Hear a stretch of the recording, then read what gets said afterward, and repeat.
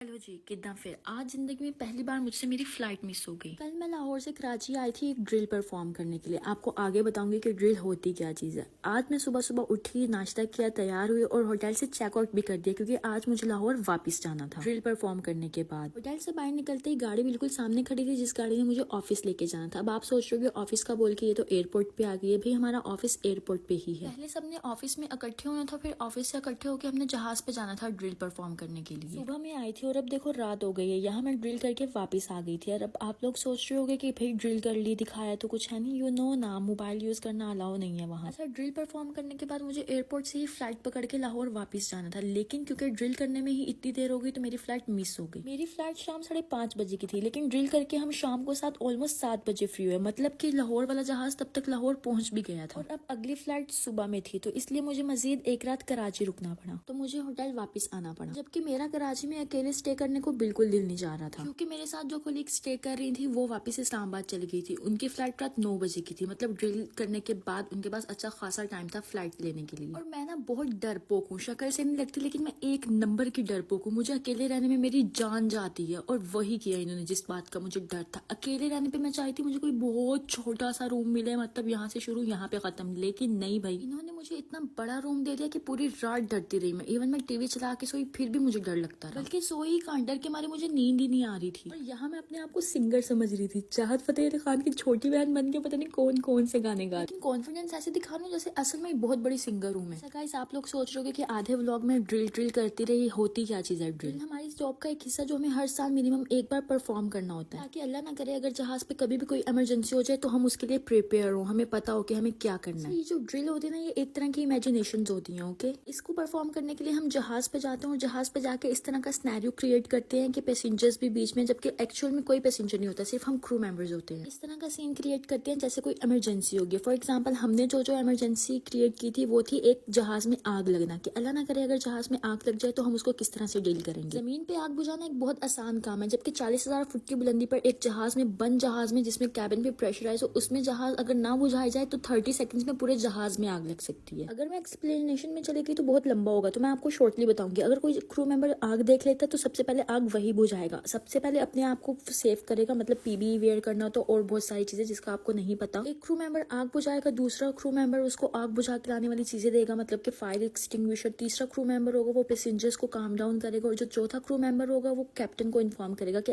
पीछे ऐसे ऐसे हो गया जहाज में। अगर तो फायर आउट हो जाए तो वेल एंड गुड, और अगर फायर आउट ऑफ कंट्रोल हो जाए तो हम इमरजेंसी लैंडिंग करेंगे। और इमरजेंसी लैंडिंग करने के लिए कैबिन क्रू के क्या एक्शंस और प्रोसीजर्स होंगे उसके लिए फिर एक अलग से ड्रिल होती है। शॉर्ट ये कि ड्रिल इसलिए की जाती है ताकि जब अल्लाह ना करे कोई इमरजेंसी हो तो हम बिल्कुल डंप ना हो जाए कि क्या करना है। हमें पता हो कि हमने फला टाइम पे इस तरह से परफॉर्म किया था, तो अब हमें इसी तरह दोबारा से परफॉर्म करना है। ओके, ये तो मैंने 100 में से 5% भी नहीं बताया आपको, जबकि बिहाइंड द स्टोरी बहुत सारी चीजें होती है जो कैबिन क्रू को देखनी होती है, लेकिन पैसेंजर्स को लगता है कि कैबिन क्रू का काम है सिर्फ खाना सर्व करना। आप लोग सोच रहे होंगे कि मैं क्या उल्टी हरकतें कर रही हूँ। मैं फेस वॉश करने लगी थी तो मेरे सामने लाइनर पड़ा हुआ था। अच्छा, बहुत से लोग मुझे कहते हैं कि इतनी बड़ी आंखें और खाली रखती हो, खाली रखती हो, तो मैंने सोचा आज आप लोगों को दिखा दूं कि अगर मैं इनको खाली ना रखूं तो मैं कुछ इस तरह की लगती हूँ। मैंने भी लाइनर पकड़ के बड़े बड़े डोरे खींच दिए। इंसान कम और अजीब सी नागिन ज्यादा लग रही हूँ। इससे पहले कि कोई मुझे देख के डर जाए, मैं अपना फेस वॉश करती हूँ और मिलती हूँ कल। बाय।